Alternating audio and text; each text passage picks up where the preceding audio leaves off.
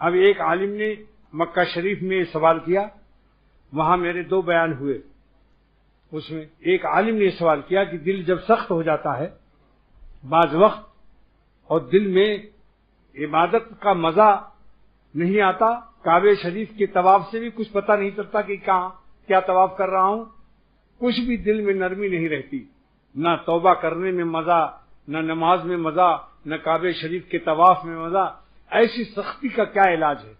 ایک عالم نے سوال کیا۔ میں نے کہا میں اس کا وہی جواب دیتا ہوں جو میرے مرشد اول شاہ عبد الغنی رحمۃ اللہ علیہ نے مجھے سکھایا تھا بحوالے کتاب الیواقیت والجواہر، علامہ شارانی رحمۃ اللہ علیہ، جنہوں نے مقدمے کتاب میں لکھا ہے کہ اللہ تعالیٰ نے اس زمانے کا مجھے قطب بنایا ہے۔ اتنی بڑی شخصیت نے ایک وظیفہ بتایا، بس وہی وظیفہ آپ کو بتا کر آج کی تقریر ختم کرتا ہوں، کیونکہ مکہ شریف کا تحفہ میں کراچی میں پیش کر رہا ہوں۔ مکہ شریف کا تحفہ تازہ بتازہ، گرم بگرم، اور یہ اللہ تعالیٰ کا شکر ہے کہ اس عالم نے سوال کر لیا، اور سولتیہ مدرسے کے عالم جو کہ وہاں کا بہت بڑا ادارہ مشہور ہے، مجھے ان کے سوال سے خوشی ہوئی۔ میں نے کہا کہ اس کا وظیفہ ہے، کیونکہ گناہوں سے دل میں سختی آتی ہے، کبھی غیر شعوری گناہ کرتا ہے انسان، حسین شکلوں کو دیکھتا ہے، اس کو یہ بھی پتہ نہیں رہتا کہ میں کہاں دیکھ رہا ہوں۔ میں نے ایسے اہل نظر دیکھے ہیں، ان کو یقین ہے کہ یہ نظر حرام ہے، مگر انہیں شعور ہی نہیں ہے کہ میں کیا کر رہا ہوں، اپنے فعل کا احساس بھی نہیں، اور ایک نمکین شکل یا نمکینہ کو دیکھ رہے۔ تو ایک مرض یہ بھی ہے کہ احساس مرض بھی نہیں ہوتا، اسی لیے تپ دق جب ہو جاتا ہے تو حرارت کا احساس نہیں رہتا، وہ حرارت ہڈیوں میں گھس جاتی، اس کی عادت اس کی ہو جاتی۔ اچانک جو بخار آتا ہے 105 104، اس کا تو احساس ہو جاتا ہے، مگر ہلکا ٹمپریچر جو تپ دق ٹی بی جس کو کہتے ہیں، پھر ایسی بازوں کو بدنظری کی ٹی بی ہو گئی ہے، انہیں ان کے قلب میں احساس ندامت اور اپنی غیر شریفانہ حرکت کا احساس بھی نہیں ہوتا۔ بس جیسے ایک جانور ہے کہ کھیت میں چل رہا، اسے پتہ نہیں ہے کہ کس کا کھیت ہے، جب ڈنڈا پڑتا ہے تب پتہ چلتا ہے اوہو ہم کسی غلط جگہ شاید آ گئے ہیں۔ ذرا شاید کا لفظ یاد رکھنا، کوئی مزیدار جملہ یا نہیں۔ جب کھیت کا مالک آیا اور ایک کس کے پوری طاقت سے ایک ڈنڈا کمر پر لگایا تب بھاگا، کہا اوہو شاید ہم غلط جگہ آ گئے تھے، ورنہ ڈنڈا کیوں ملا یہ؟ ایسے شخص کو جب کوئی جوتا مارتا ہے یا عذاب الہی آتا ہے۔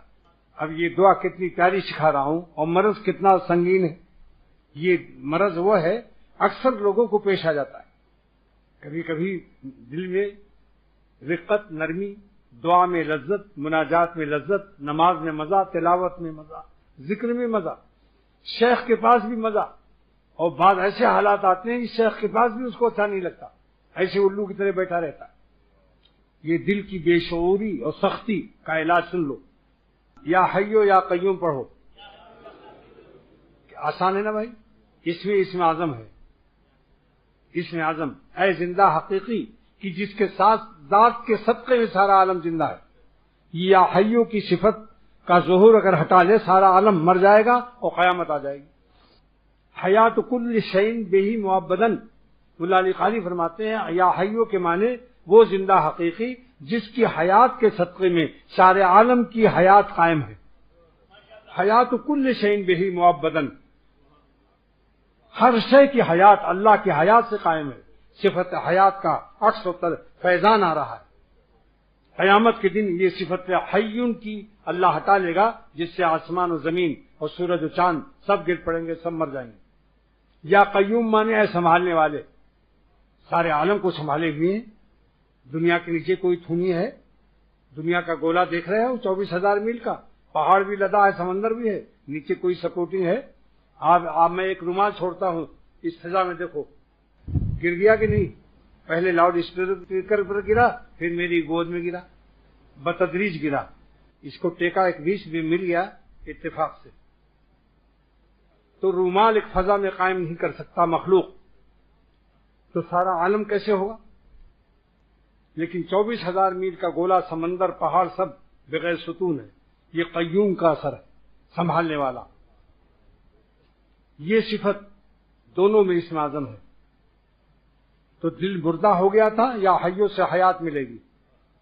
اور دل پر زلزلہ آ گیا تھا، دل غیر صراط مستقیم پر پہنچ گیا، سنبھل نہیں سکا، استقامت اس کی متاثر، مفلوج اور زخمی ہو گئی۔